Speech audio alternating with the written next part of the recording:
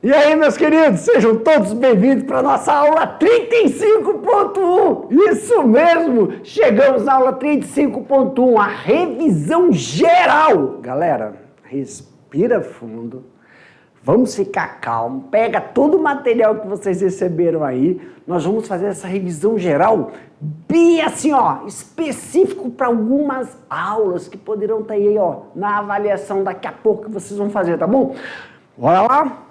Quando no 3, 1, 2, 3, joga, meu diretor! Aula 35.1, revisão geral da unidade 2. O que nós vamos falar nessa revisão geral, professor? Nós vamos pegar aí alguns assuntos abordados na unidade 2. Manejo e criação de coelhos. Então se prepara, meu amor, se prepara, porque daqui a pouco tem a nossa avaliação. Então, olha só, vamos falar quais são os manejos, as características e também as peculiaridades sanitárias nos coelhos, ovelhas, cabras, suinocultura, parte 1 e parte 2. Fala sobre a produção, fala sobre os cuidados lá na creche com os filhotinhos. Manejo e criação de bubalinos, parte 1 e parte 2, produtividade, não é isso? Também, tanto para bovinos de corte como bovinos leiteiros. Manejo e criação de bovinos para leite, entendeu? A gente vai falar de corte e vamos falar de leite. E vamos finalizar aí com estruticultura, um alinhamento. E finalizamos com a parte apicultura, produto e manejos. Professor, em relação a esses assuntos, qual vai ser a primeira mesmo? Vamos falar sobre criação de coelhos. Foi a aula 16.1. Nesta aula, nós falamos das características gerais, tipos de raça de coelho, porque eles têm aptidão, e também manejo alimentar. Lá nos coelhos, falamos aí, ó, como é que se chama a atividade de criação dentro da pecuária em relação a coelho? Cunicultura. Cunicultura é o nome dado à vertente da pecuária que se preocupa com a criação de coelhos. E a cunicultura tem determinadas características. As raças utilizadas nessa criação, nós temos aí, ó, Nova Zelândia, Califórnia, chinchila. Chinchila, pessoal, é uma que não é só carne, a pele, né? A plumagem, essa pele para fazer casaco é muito utilizado, principalmente no sul do Brasil e também exportação. Nós temos aí o Califórnia, a Nova Zelândia, que se utiliza muito também para corte, porque eles têm um potencial de desenvolvimento muito rápido. Professor, referente ao manejo alimentar. O manejo alimentar, nós falamos ali que é sempre com forragens, mas temos aí uma definição, galera. Quando se tem a maternidade na cunicultura, faz um balanceamento de forragem com ração. Então nós temos também rações específicas, rações para o você coloca forragem, vegetais para as matrizes por causa da lactação. Mas após a lactação, o período que nós chamamos de desmame, você vai introduzindo a ração para os filhotes, pois serão direcionados para a parte de engorda, ou também alguns chamam de terminação. Ok, agora vamos falar da aula 19. Como nós falamos da aula? Vamos aqui, ó. Falamos... meu computador... Falamos da aula 16, que é a cunicultura. Vamos para a aula 19. Professor, o que nós vimos na aula 19? Vimos aí, galerinha, sobre manejo e criação de ovelhas. Definições morfofisiológicas, as raças que são empregadas, Qual é o sistema de criação melhor definido para esta vertente da pecuária e o manejo e o mercado, não é isso? Então, olha só, quando nós falamos de criação de ovelhas, nós falamos de ovinicultura, mas tem outras pessoas que também chamam de ovinocultura. Os dois termos são aceitos. Professor, a criação de ovelhas é muito semelhante à de cabras, não é? Perfeito. Só que a diferença é que, além de terem como produto carne, leite e couro, umas vão dar a lã, que é o que temos aqui na ovinocultura. Claro que o processo de corte leite, ele é diferenciado. Como assim, professor? O leite, você só tem acesso aos derivados. O leite em si, é muito difícil você encontrar isso no mercado. Claro que aqui, ó, já vamos para a aula 20, que é criações de cabra, que aí nós chamamos de caprinocultura. Nós temos o mesmo alinhamento, só que tem que tomar um cuidado. O aprisco, as estruturas, o galpão, a dinâmica da ovinocultura, ela se diferencia um pouco da caprinocultura, mas tem uma interseção, são as doenças e tem que tomar muito cuidado com isso. E também as necessidades nutricionais em relação ao processo que é ofertado, que é o volumoso. O volumoso utilizado para a ovinocultura, ele é mais específico do que em relação à caprinocultura. E também o sistema de criação, o intensivo, semi-intensivo e extensivo. A utilização de apriscos são interessantes no momento de que você está fazendo o rebanho e alterando os piquetes.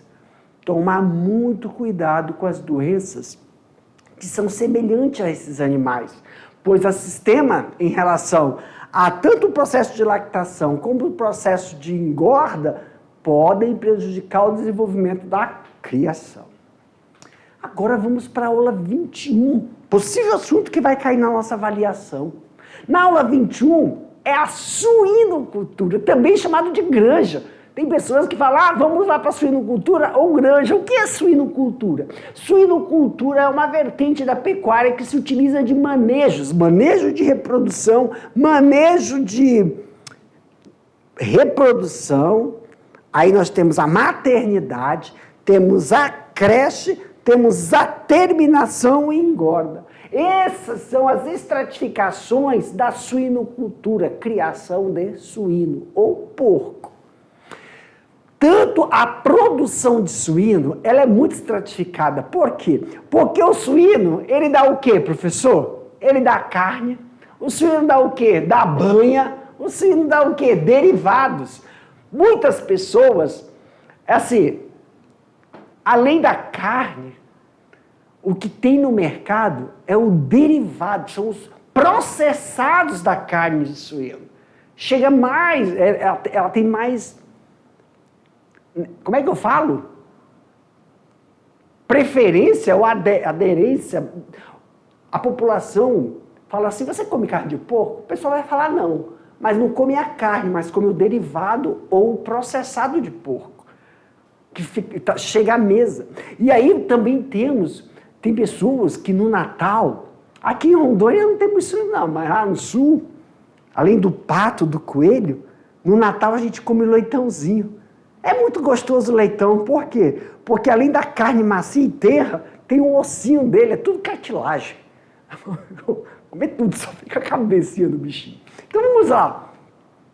Temos que aí rever um assunto muito importante dentro da suinocultura, que é o quê, professor? É o pós-parto. O pós-parto são todas as práticas realizadas no leitão que venha de encontro com o processo de não ter aquele choque térmico e adaptativo ao ambiente. Então, quando se tem o parto de uma leitoa, tem que tomar cuidado, muito cuidado nas primeiras horas do processo de amamentação, o processo também de secagem e recepção desse animal, que favoreça não a queda e também a adaptabilidade desse animal para o meio externo e também da estrutura da maternidade. Na aula 22, que é a parte 2 da suinocultura, já colocamos aí a atenção na alimentação, que envolve a terminação, o manejo sanitário, que é muito importante para a manutenção da saúde comportamental e fisiológica desse animal. E a área de produção. Na área de produção, vemos aí que nós temos a creche.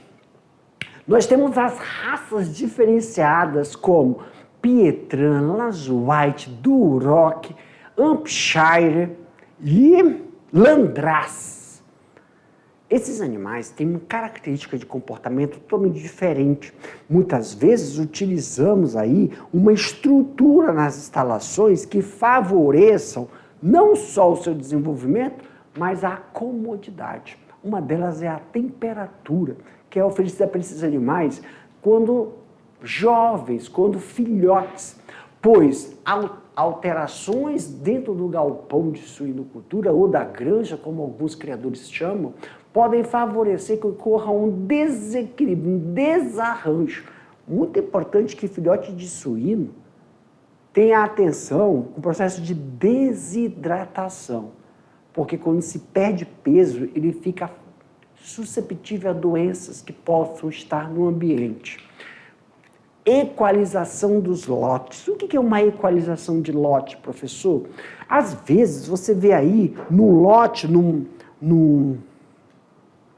eu chamo de lote, mas vamos falar aí, ó, uma porca daí de 12 a 13, 14 filhotinhos. Dentro de uma ninhada, era essa palavra que eu estava querendo, pode ter tamanhos diferentes dos filhotes. Tem que tomar cuidado com o padrão da sua matriz.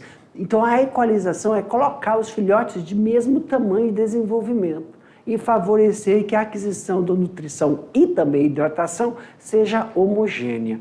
Monitoramento dos animais nos primeiros dias de vida é essencial para que ocorra esse processo de desenvolvimento uniformizado.